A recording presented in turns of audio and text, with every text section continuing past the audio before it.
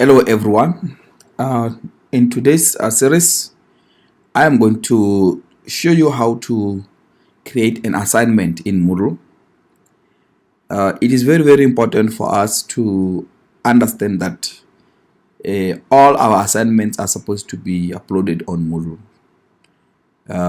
Mainly because we want to try to manage the issues that normally the students and the lecturers face.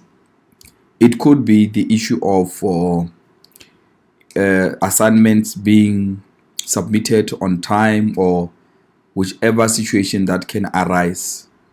In this case, if the student have submitted their assignments online, it is very easy to track, and even the assessment department can easily extract the information that they need concerning the given assignment. Unlike when the students submit maybe through an email, you have to struggle to search for the email and do also sort of hard work that you need to do. But if the assignment is submitted online, you will be able to keep a track of how it has been submitted, the grading, and all kind of settings that you might want to have on your assignment. If you want to create an assignment, for example, if you are here, you add an assignment just like any other activity. For example, you click add an activity or resource. You will see that we have an assignment activity. So we have two different types of assignments in IDEA that we can create. First of all, we have the basic assignment. This is a normal assignment where the student will just submit online. Also, we have another type of assignment called the Turnitin assignment. As IDEA, you know that we have Turnitin as our plagiarism check system, which checks plagiarism whether the student have copied somewhere or not. If you want the student work to be checked for plagiarism, then you can create another type of assignment called Turnitin assignment, because we have managed to integrate Moodle with Turnitin. That means the students do not have to go to Turnitin in order for them to check for plagiarism. By the virtue of them being registered on Moodle and submitting on Moodle, automatically the assignment will be checked for plagiarism. But because of the limitations that we might have currently, due to maybe the number of users or the number of papers that can be checked based on our account, IDM account, you will realize that maybe all of us might not have to use the Turnitin assignment feature, looking at the limit of maybe the subscription we have. But in case we have a full subscription, that means Turnitin assignment could be maybe the ideal, because we will be sure of the quality of the content that the students will be submitting. I would like to repeat this to say we don't necessarily say all of us should use the Turnitin assignment because of maybe the license issues, as we are subscribed maybe for a certain limit of usage. So that means that in case you want to use it, you can use it, but I would recommend that maybe most cases you can use the default one. So because this one does not check for plagiarism, therefore you can easily create any kind of assignment. Like we said, we don't want the student to submit the hard copies anymore, and I want us to take some time, learn really how to create an assignment online. So what you do, take your time to read this description. But if you have read and understood, it is a very simple process activity. All you need to do is you click add, because we are adding an activity. It's an assignment, and then you give your assignment maybe a name. Obviously, maybe let's say you want the student maybe to write an essay. You want the student to write maybe the assignment on a certain topic whatsoever. It's you who know the kind of assignment you want the student to do. Let's say I'm teaching computer introduction to computers. Maybe I can say the student are supposed to do an assignment on the introduction of computers, for example. Maybe I'm going to say introduction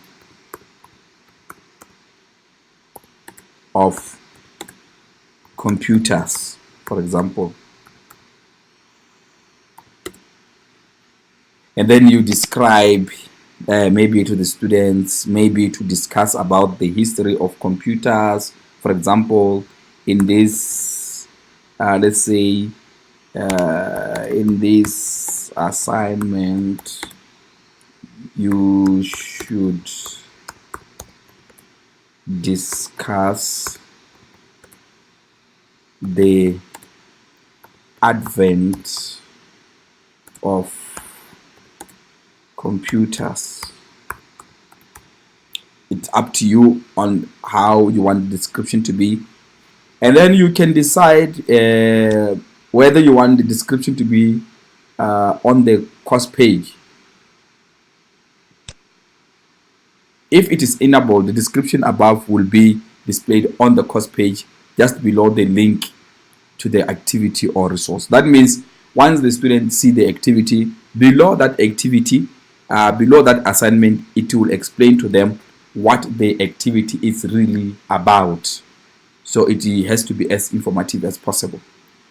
So then you can now upload the file. Here, additional files for use in the assignment, such as answer templates, may be added. Download link for the files will then be displayed on the assignment page under the description. So maybe you want the student to be you want to upload maybe a file for the students, maybe the assignment, the whole assignment. For example, you want the student to be able to download and read maybe whatever the assignment is all about.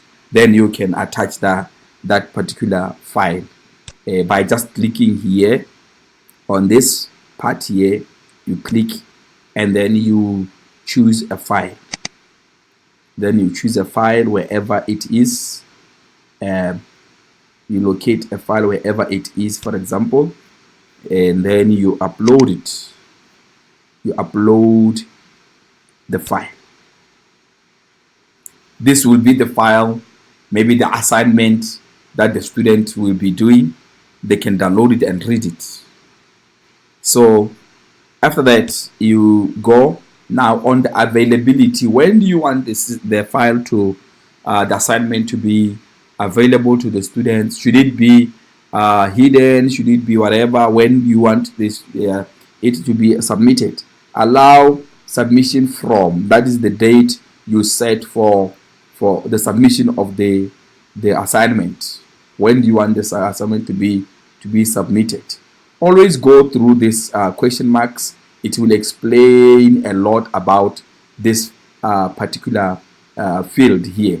So I won't go through all them because they are already there. Once you create the assignment, you'll be able to read about them. I will just quickly go through them just like that.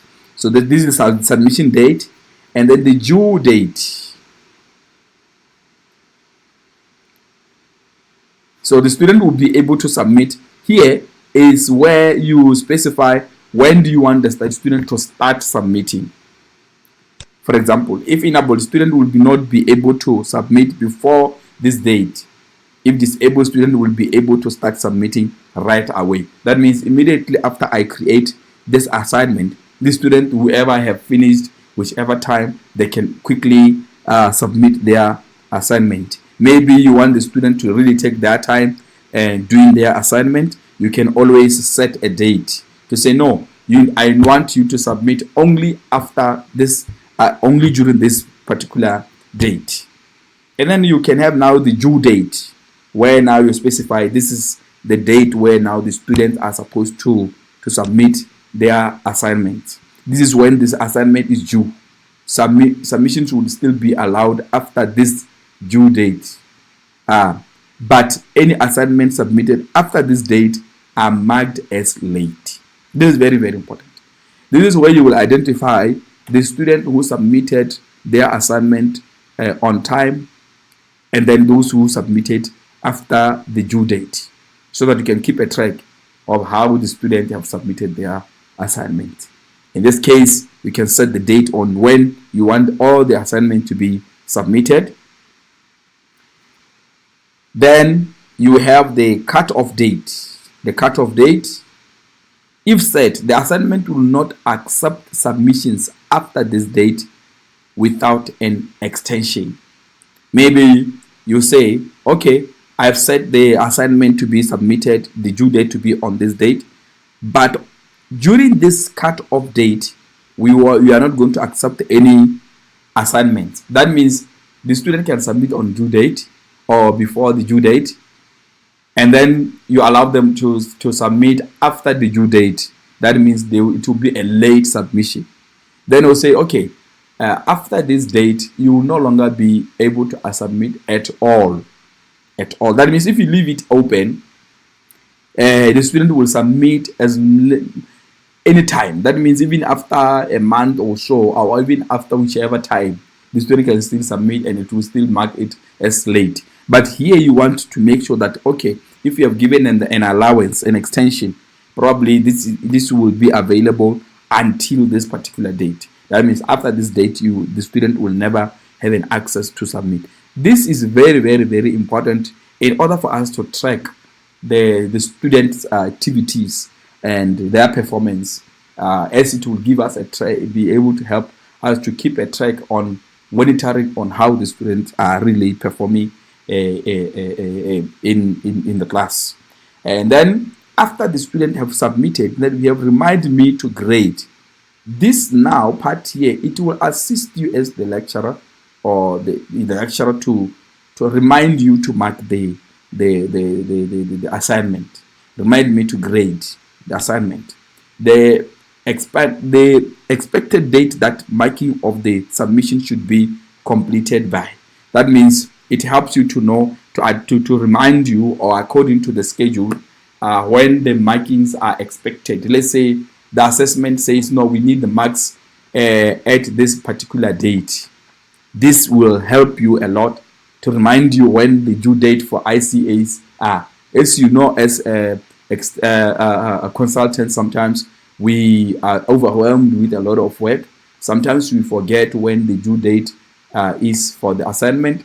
This feature will help us to remind us to say assessment will need this marks to be submitted at this particular time, instead of you having to be sent an email by maybe the course directors to remind you to submit the marks. The assessment always running after you to looking for the marks. You can always set this date to help you, remind you on when the assignment is supposed to be, the marks should be submitted. This is quite a very important feature. I would encourage you to use. Now we look at the submission types. What type of submissions are you going to accept? I want you to note, to be aware that it is possible for the student to submit online, like to type their project direct online. They type, and then more like they don't need to type on Microsoft Word. They can just type direct in their Moodle. Let's say maybe the student is using their phone, and they want to you want the student to be able to write maybe that assignment. They can just go in. You can set it as online text so that they can quickly type direct onto the system and do their assignment and submit just direct. Or you can, which is a common one, the file submission. They submit a file, like a Word document, a PDF, whichever file you might have prescribed. If it is enabled, the student will have to upload one or more files as their submission. As we know, as the norm, where the student will submit a file they have typed maybe on Word. It is very, very important to note that some of the you might choose as a consultant to choose which type of submission would you want, depending on the situation. Like I said, maybe you want the students to not trouble themselves having to have Microsoft Word in their machines. Let's say maybe they are using phones. You might say, okay, because I want this as quick as possible, the student can maybe do their submission online. But of course, this one will be it also a challenge. It can be a challenging because the student has to be online in order for them to do the assignment. But it has its own advantage as well. So that's why I take some time to discuss about it, because considering that the students are normally most of the time using their phones, so it will be nice probably to also explore these two options. This one is the common one that we know, where the student will submit their files. In most cases, you find that we use this option, file submission, where they upload their files, which is normally the usual one. If in case you have done the online one, then it can always help you to set the word limit, to say maybe it should be 500 words, and then they will type, and then on that particular field, and then when it reaches the word limit, it will definitely restrict the student from keeping on typing whatever. It will definitely help you as a lecturer, because let's say maybe when you mark your assignments, you really want to know the word limit. It will automatically tell you the word limit, and it will restrict your student automatically from exceeding the word limit. Maximum number of uploads. How many files do you want the student to submit on your assignment? Depends on you. Maybe you want them to submit maybe 2 or 3 files, or in most cases they submit 1 file as usual. Maybe it's in IT, you want them to submit the screenshots, you want them to submit the code, you want them to submit a number of files that maybe you want them to submit the evidence, whatever. You can always maybe specify how many uploaded files do you want on that particular assignment. Okay, now we have the maximum submission size. Considering the fact that you are submitting this on the server, definitely where there is a certain limit of files that a student can submit. In most cases, the maximum would be 40 MB, which we have already set as 40 MB. But if the need be, maybe the student want to submit a larger files. Like I said, it's an issue of the space in the server. It has to be communicated, and we will have to see whether we should increase the submission limit or not. But I doubt if the student can submit larger files that can go beyond 40 MB. But like we are saying, as we know, there will always be a word limit on every project. I want to assume that we will be considering 40 MB as a good file size, though, at the end of the day. Accept the file types. Now, accepted file types. You might want the student to submit their assignment using a certain file type. For example, you might want them to submit as Word document for any reason known to you as the teacher, or you might want them to submit it as PDF. Then you specify here the type. You may specify here the type. These are the type. If you want to choose, you can choose here any type of your choice. Maybe you want them to submit an audio or narration, whatever, any kind of file. You can specify it here. But if you do not choose any file here, you leave it like this, by default the student will submit any kind of file, any kind of file. To avoid your student from submitting frustrating files, maybe they send you an HTML file instead of a Word document. It is always important for you to specify to the student what kind of file do you want. What kind of file do you want? But like I said, if it's a document, a Word document, document files, it's a document. As you can see, you can select the document, and then in that document you can see the student can submit a Word document, any kind of a Word document that can you can submit, as you can see there. But like I say, by default, if you leave it, it will allow the student to submit any file of their choice. And then the feedback type. Now go to the feedback type. Feedback type, we have the feedback comments. The feedback comments, if enabled, the marker can leave feedback comments for each submission. That means you are marking and then you want to obviously make a submission, you want to make a comment. It will be able to record all the comments that you have commented on the document. And then you have online grading sheet. For example, maybe you are marking and you are marking offline. You can always select here so that you can mark the document offline, and then you upload, you mark, and then you grade the student on a Excel sheet, for example, and then you grade the student and finish the grading, and then you upload the marks on the system. So you have to turn on the offline grading worksheet. And then feedback files, maybe if enabled, the teacher will be able to upload files with feedback when marking the assignment. That means after they have marked, they have done all the feedbacks and everything, then they can upload those files. These files may be, but are not limited to, marked up student submissions.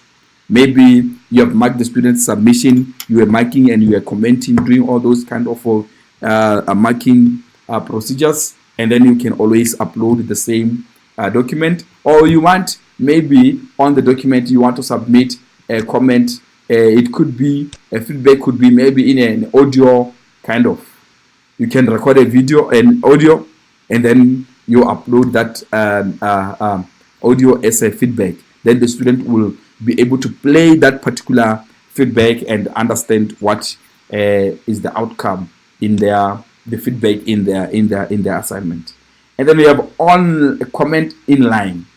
Comment inline, if enabled, the submission text will be copied into the file comment. So that means the moment you comment, want to comment on the document, it will copy the file and allow you to be able to comment within the file, so that you can detail your comments. You can detail your comments line by line, wherever you want, so that the student can easily understand where they have gone wrong whatsoever. Then we have the submitting settings. Require student to click the submitting button. That means when the student submit, you want them to, after they submit, they have to submit, they click the button to confirm the submission. If enabled, student will have to click a submission button to declare their submitting as final. It is very, very important here, because this is more like the student is confirming that they have submitted. This allows student to keep a draft version of the submission on the system, so that when they submitted, it will record to say, no, indeed you have submitted. It will give maybe more like a certificate of acknowledgement, or you have really submitted. If this setting is changed from no to yes, after students have already submitted, those submissions will be regarded as final. So it is up to you to decide whether you want to turn it on or off. Require that student accept the submission statement. In this case, require the student accept the submission statement for all submissions to this assignment. The more like they confirm indeed that this is their submission, or whatever they are submitting is indeed theirs. And then attempt reopening. In this one, it's important for you to go through this. It allows the student to reopen the document after they submit. Do you want the student to be able to reopen the document? Maybe they want to edit it, whatever. Manually, the student submission, we have the student submission cannot be reopened. Manually, the student submission can be reopened by a teacher. So the teacher can be able to open the file that the student have submitted. Only the teacher will be allowed to do that. Automatically until pass. The student submission is automatically reopened until the student achieves the grade to pass value set in the grade book. As you know,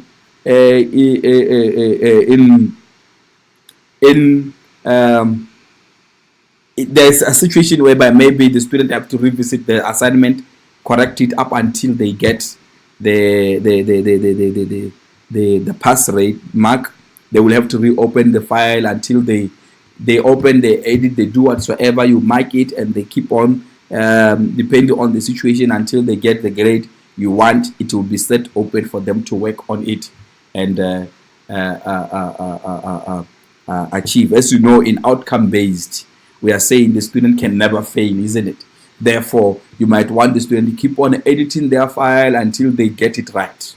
So this is a situation whereby when we get into outcome based, we might find that this is the feature that we are going to have to activate so that the student can always visit their file, edit it up until they get the pass rate, the pass mark.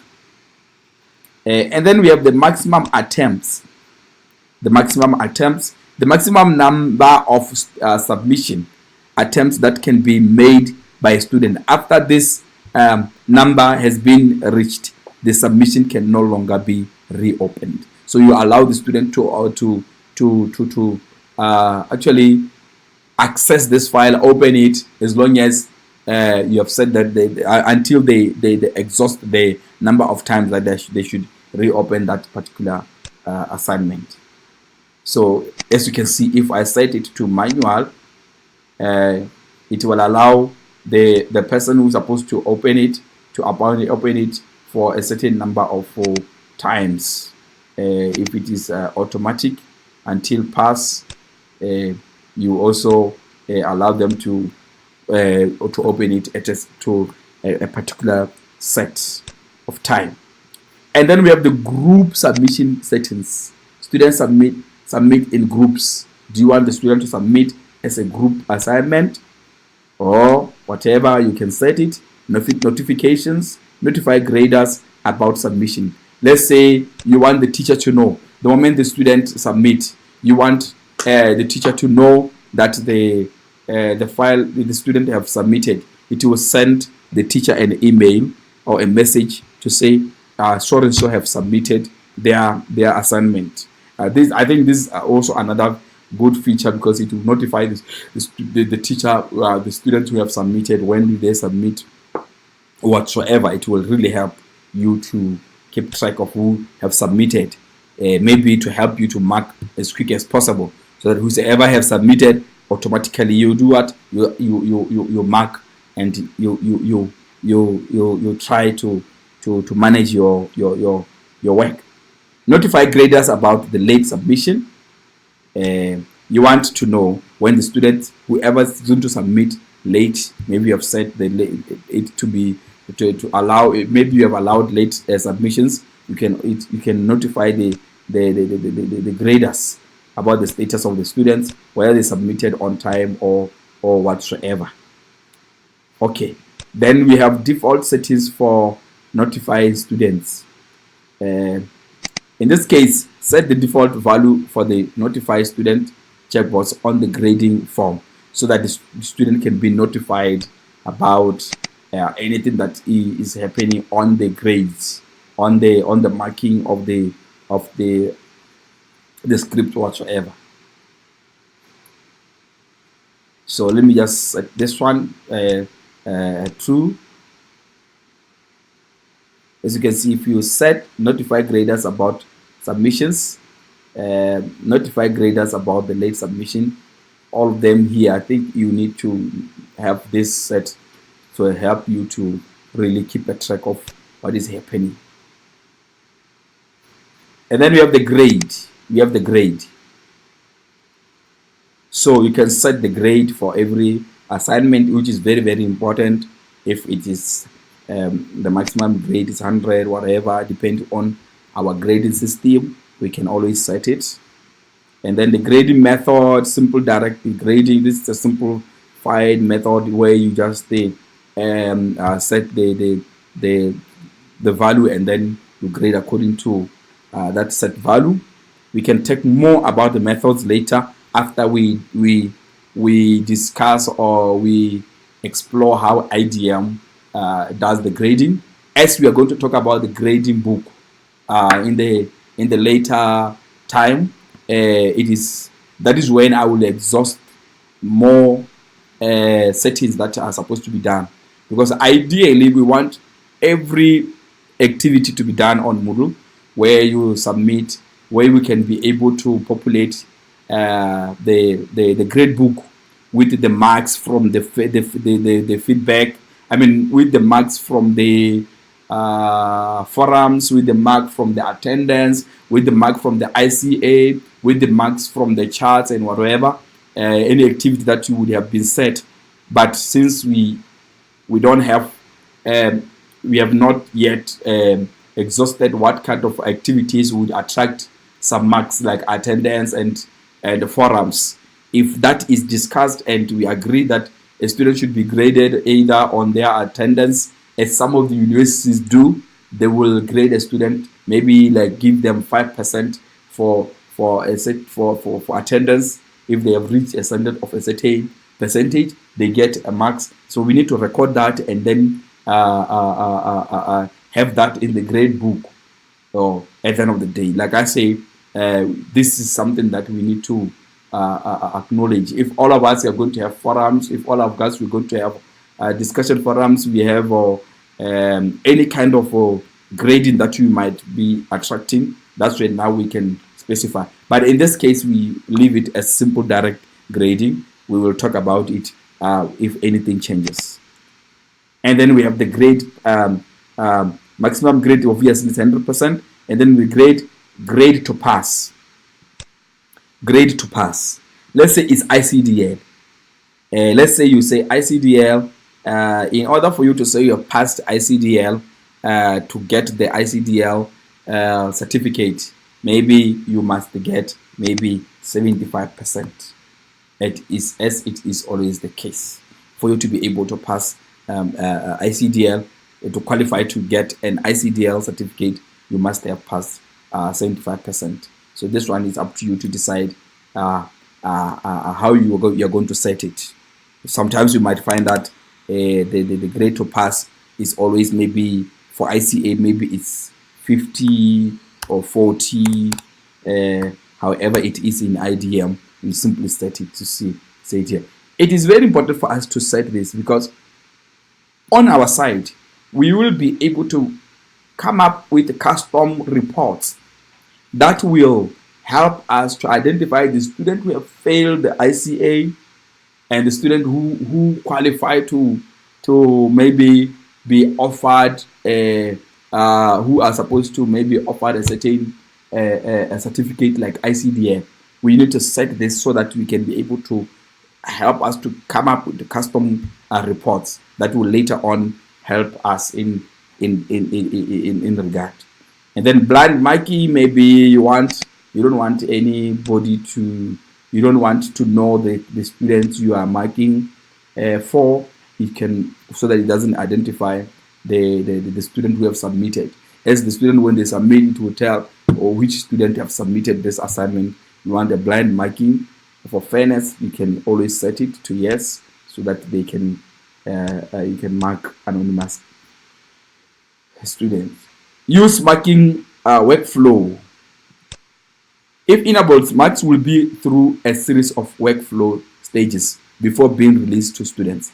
This allows for multiple rounds of marking and allow marks to be released to all students at the same time. So if you want to mark, maybe you want to mark as your assignment, and maybe in a series of floors you want to mark and pass the paper to another person to mark. Whichever way you want, you can always set it. Use marking allocation. This one, if enabled, together with marking workflow, markers can be allocated to particular students. Let's say maybe it's a research and we are marking the research papers, for example. Maybe we want to assign ourselves, maybe as a group of lecturers, we can assign the papers to a number of amongst ourselves. We can always set it and then assign the certain students to whichever teacher who will be marking for that student. Normally it goes with the use marking workflow. Maybe you want to mark to mark first, and then you assign another marker to mark the document. This is where you set this so that the paper can be passed around and marked by different markers. Then we have the common module settings available. In this case, if the available set is set to show on course page, the activity or resource is available to students, subject to any access restriction which may be set. It will be appearing on the page. Every student will be able to see, but it will be subject to the priorities or access restrictions. Let's say within your students you have some groups. You want this assignment to only be visible to other students, not all of them. You can always set the visibility. You can always set which group should see this assignment. Like he says, subject to any access restriction which may be set. That's how you do it. And then maybe all others. Let me not prolong this and go to the end. You can set the restrictions here. Like I said, if maybe you want to restrict this assignment to a certain group of people, for example, you can set it restriction according to activity completion. Require students to complete or not complete another activity. This is very, very important. Let's say maybe you say the student is not supposed to see this assignment unless if they have completed the first assignment. Very, very important. They are not supposed to submit, or they are not supposed to automatically, all the students who have failed the first assignment, you don't allow them to access this. You don't allow them to access this. And then you can also set it to the date. Prevent access until a certain date. Grade. Require student to achieve a specified grade. Require student to achieve a certain specified grade. You want them on this assignment to be restrict the student who have maybe this kind of grade. For example, student must match the following. They must match the following. Assignment 1. You say, if we have assignment 1 which was done, the student should have passed that assignment. They should have passed that assignment, and must be that assignment which you want to match. Assignment 1 which they have done and you have graded it. You want it to be, it must be greater or equals to, maybe it's ICDL 1, maybe I don't know which one, what maybe the student have done introduction, and you are marking introduction, maybe in research you are marking introduction. That means the student cannot move to the next session section of the assignment if they have not passed the introduction. So then you set there to say maybe if you do not get 50%, you are not allowed to move to the next one, because you don't want a situation whereby the student have failed maybe maybe the topic, and then they continue with the other parts of the research, because the topic should be the one that allow the student should allow the student to go to the next stage. So in this case, you will have to set it here. So if you do not get 50% in maybe the first assignment, then you are not allowed to move to the next assignment. That means that those students who have failed that particular assignment, they will not be allowed to take this assignment. It like for example, you say it must be or must be. It must be greater than. It must be greater than maximum grade percentage. You want to say, oh, unless if you have more than this percentage, you can always do this. But in most cases, you will realize that you need this one. To say it must be this assignment one. It must be greater or equals to 50%. So this will really be wonderful to do. And then activity completion tracking. In this one, you want to say student can manually mark the activity as completed. Show activity as complete when conditions are met. Very, very important. You don't want just the student to say, no, I have submitted, just like that. They should meet some certain criteria, or they should meet some certain conditions. Show activity as complete when conditions are met. I think this one is more interesting, where you ensure that the student just submit and they have failed another module or they have failed another activity, and then they just continue to submit. They say, no, I have submitted. They should submit and they should have met some certain conditions. Require view. Student must view this activity to complete it. Require grade. Student must receive a grade to complete this activity. If enabled, the activity is considered complete when a student receives a grade. Pass and fail icons may be displayed if a pass grade for the activity has been set. So that means, depending on whether you want to say no, up until you have passed this activity, probably that's when we can consider this activity as completed. So in other words, just submitting the paper does not necessarily mean that the activity is complete. Maybe up until you have passed it, that's when maybe we can say you have successfully completed the activity. Student must submit to this activity to complete it. Student must submit to this activity to complete it. That means they have to upload a file, submit, and click the file in order for us to say the student have completed the submission. And then expect completed on. We expect you to have completed this activity when.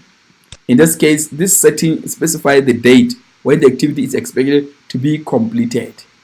That is the due date. When do you want this activity to be completed? Not necessarily the due date of submitting the application.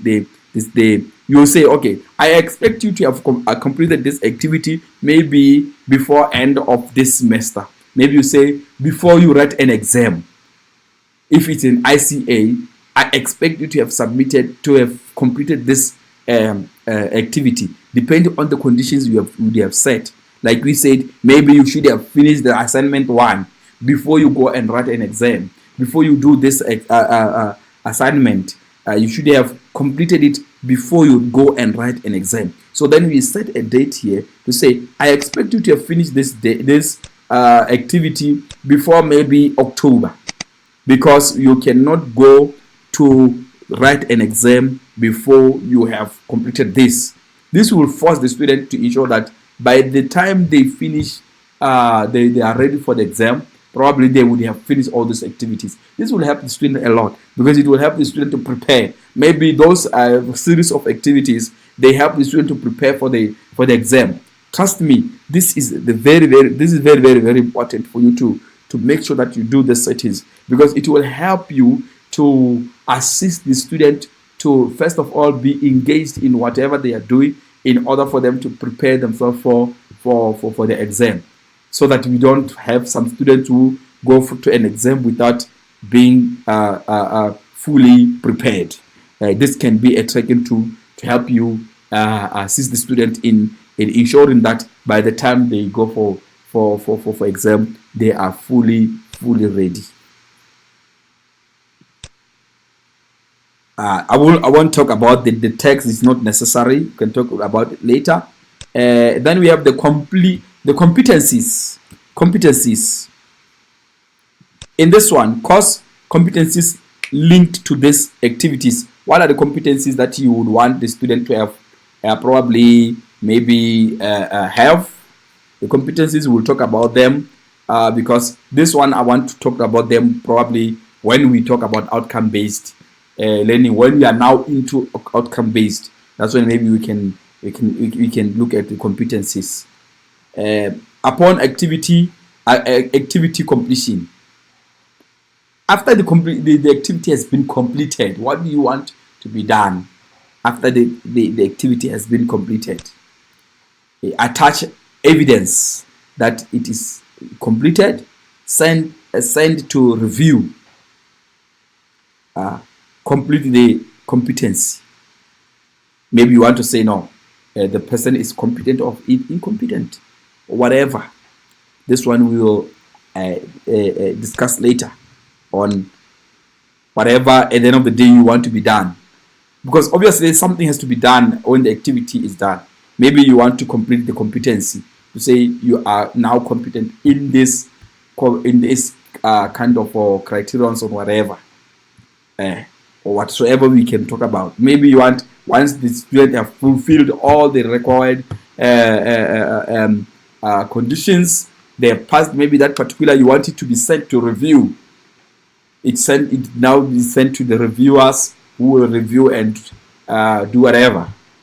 But at the end of the day, if we can exhaust these settings, we will be able to end up being able to produce quality of students just through this, because we will ensure that first of all the students are engaged, they are given enough activities, they are given enough assignments, and we ensure that the students comply, they complete all those activities to ensure that we get the right outcome at the end of the day. After that lengthy settings, now you go and say save and return to course. Now our assignment is created. As you can see here, it shows the student that this is an assignment you are supposed to do, but you cannot do it up until you have completed assignment 1. Simple as that. This will help the student to really get deep into their work and do the right thing.